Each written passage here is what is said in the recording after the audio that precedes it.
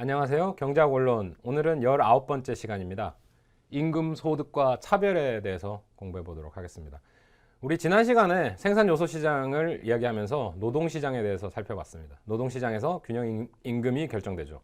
그 균형 임금은 밸류 마지널 프로덕트, 한계 생산 가치에 의해서, 노동의 한계 생산 가치에 의해서 결정된다고 배웠습니다. 경쟁 시장에서는 그렇죠. 그게 경쟁 시장에서 결정된 그 균형들이 가장 효율적인 결과다라는 것도 우리 시장 이론 할 때 배웠습니다. 근데 그 임금소득이 시간이 지나면서 우리가 효율성만 바라보고 이제까지 쭉 오면서 시장 중심주의, 시장 체제를 살아오면서 차별의 문제를 일으키고 있습니다. 그 관계, 노동시장에 특히 그 부분을 중점적으로 이번 시간에는 살펴보려고 합니다. 균형임금의 결정 변수. 균형임금은 경쟁시장의 경우 Value of Marginal Product of Labor에 의해서 결정이 됐죠. 근데 그 임금이 어떤 측면에 있어서는 꼭 그렇지 않다. 갭이 있다. 균형임금이 항상 균형임금에 따라 임금이 주어지는 건 아니다. 뭐 이런 측면의 문제도 있습니다. 하나의 측면으로는 보상적 임금이라는 게 있습니다. 한 사람이 유능한 사람이 있어요. 그 사람을 그 자리에 계속 일할 수 있도록 만들기 위해서 그 사람한테 보상적으로 임금을 더 많이 주는 겁니다. 그런 경우가 있을 수 있겠죠. 이런 걸 시장의 비효율성이라고 얘기할 수도 있습니다. 균형 임금량만큼을 줘야 되는데 그게 어떤 사람이 생산력이 더 뛰어나다 보니까 그 사람을 그 자리에 놓고 싶은 거예요. 사람들은 그런 일들을 하죠. 일상생활을 살면서 똑같은 일을 하는데 어떤 사람은 생산성이 조금 더 높고 조금 더 낮을 수도 있습니다. 그러면 생산성이 높은 사람을 고용했을 때 어떻게 합니까? 인센티브를 더 주는 거죠. 그럼 보상적 임금의 격차가 있을 수 있고, 인적 자원, 휴먼 캐피탈 티어리라고 합니다. 인적 자원.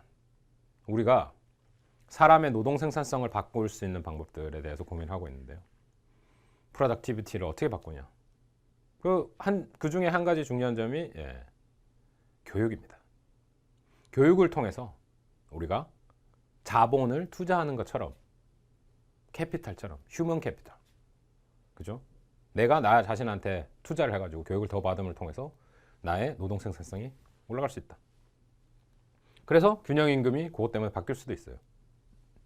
그게 또 다른 측면이 되겠고, 그 이면에 능력, 노력, 운수, 뭐 이런 우리가 컨트롤 잘 하지 못하는 부분들이 균형 임금에 영향을 미칠 수도 있다는 겁니다.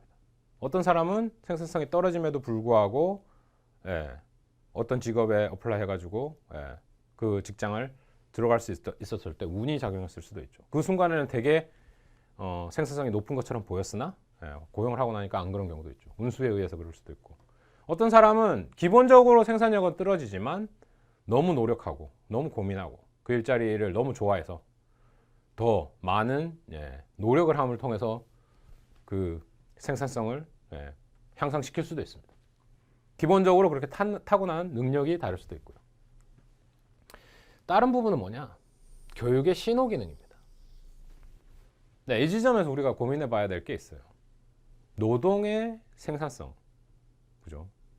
마지널 프로덕트 오브 레이버, 그 생산성은 어디서 오는 거냐라는 문제가 있습니다. 경제학에서 크게 두 가지 극명한 모델이 두 가지가 있습니다.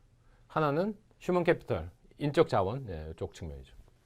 그러니까 우리가 교육에 투자를 더 많이 하고 더 배우고 그러면 노동 생산성은 증가한다.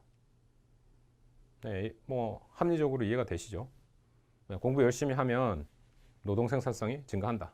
그래서 우리가 공부하고 우리가 기를 쓰고 좋은 대학에 가고 대학을 졸업해서 좋은 직장에 취직할 수 있다라고 믿기 때문에 대학을 가는 겁니다. 그렇지 않다면 대학을 갈 이유가 그렇게 크지 않겠죠. 좋은 대학을 가야 되는 이유가 그렇게 크지 않겠죠. 그런데 한 부류, 다른 극단적인 부류의 경제학자들은 이렇게 생각합니다. 노동 생산성 과연 교육으로 바꿀 수 있을까요? 그 그룹의 사람들은 나는 절대 못 바꾼다고 생각합니다. 예? 노동 생산성을 바꿀 수 없다면 왜 교육을 받아야 되냐? 교육은 받아야 돼요. 일단 왜 그런지는 일단 차치해 두시고, 그 사람들이 생각하는 부분은 그렇습니다. 80%, 90% 아니면 100%에 가깝게 노동 생산성은 태어날 때 결정된다. 왜 그럴까요? 예, 그 생물학적인 타고나는 능력들 사실 때때로 우리는 그런 생각을 하게 됩니다. 저 친구 되게 똑똑하고 되게 일 잘하고 왜요? 부모님 잘 만나서 좋은 진, 좋은 특성들을 물려받아가지고 공부도 잘하고 놀기도 잘 놀고 일도 잘하고 뭐 그런 사람들이 있어요. 그죠? 불공평하다고 생각하지만 그런 게 맞는 것도 같아요. 태어날 때 생산성이 결정돼요. 아무리 공부를 많이 해도 그 사람을 따라잡을 수 없어. 뭐 이런 식의 생각을 하게 되는 거죠. 그런데 그런 경제학자들마저도 교육은 필요하다고 생각합니다. 어떤 의미에서요? 이런 의미에서요. 노동시장의 하나의 또 큰 문제점은 뭐냐? 우리가 그 사람의 진정한 생산력을 알아볼 수가 없어요. 그게 참 힘듭니다. 그죠? 보기에는 되게 똑똑해 보이고, 말도 되게 잘하고, 설득력도 있고, 공부한 것도 많고, 그래 보여요. 그런데 일을 시켜놓으면 뭔가 못해. 자주적으로 뭐 선택을 해가지고 이런 것 저런 걸 뽑아서 효율적인 일 처리를 못하는 사람이 있습니다. 그게 생산성과 그 능력과의 괴리죠. 그런 게 발생을 합니다. 그죠? 그런데 그것을 못 알아보는 게 참 문제라는 겁니다. 기본적으로 뭐 어느 정도의 인생을 살다 보면 자신이 그런데 약하다는 거를 개별적으로는 더 잘 알 거예요. 그걸 고용하려는 고용자보다는. 그죠? 그게 asymmetric information이라고 합니다.